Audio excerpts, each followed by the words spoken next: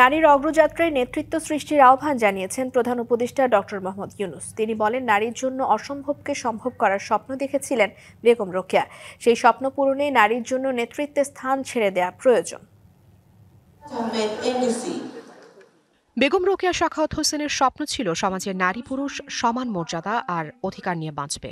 সেই স্বপ্নের কথাই তিনি লিখে গেছেন তার সাহিত্যে।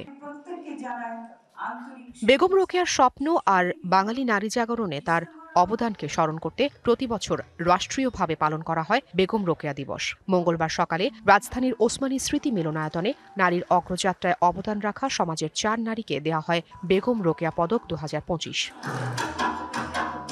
নারী ও শিশু বিষয়ক মন্ত্রণালয়ের আয়োজনে অনুষ্ঠানে ডক্টর রুবানা রাকিব, কল্পনা আক্তার, নাবিলা ইদ্রিস ও ফুটবলার ঋতুপর্ণা চাকমাকে রোকেয়া পদক তুলে দেন প্রধান উপদেষ্টা ডক্টর মোহাম্মদ ইউনূস।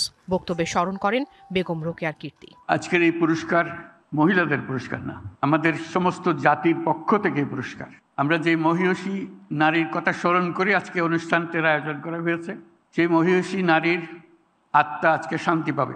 তার ইমাজিনেশনে তিনি যেই সমাজ চিন্তা করেছিলেন, আজকে যারা পুরস্কার পেল তারা সেই সমাজ নির্মাণের পাথেও আমাদেরকে দিচ্ছে। নতুন এবং ফিরে আসা গ্রাহকদের জন্য নগদে চলছে ক্যাশব্যাক সহ প্রতিদিন হাজারো উপহার জেতার সুযোগ। হবে আশা আর ফেরা, সারপ্রাইজ সেরা। বলেন, ঊনবিংশ শতাব্দীতে রক্ষণশীল সমাজ ব্যবস্থায় পিছিয়ে পড়া নারীদের ভাগ্য উন্নয়নের মূল চাবিকাঠি শিক্ষা।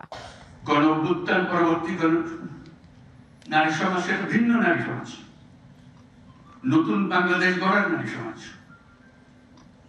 এদের মাধ্যমে এই নতুন বাংলাদেশের যাত্রা শুরু।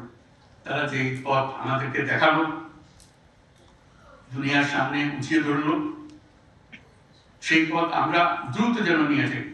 বেগম রোকেয়ার অসম্ভবকে সম্ভব করার স্বপ্নের পথে পথে এগিয়ে যাবে বাংলাদেশের নারীরা। সিদ্ধান্ত গ্রহণ আর নেতৃত্বের অংশ হবেন, এমন প্রত্যাশা করেন প্রধান উপদেষ্টা। Afrin Anwar, DBC news, Dhaka.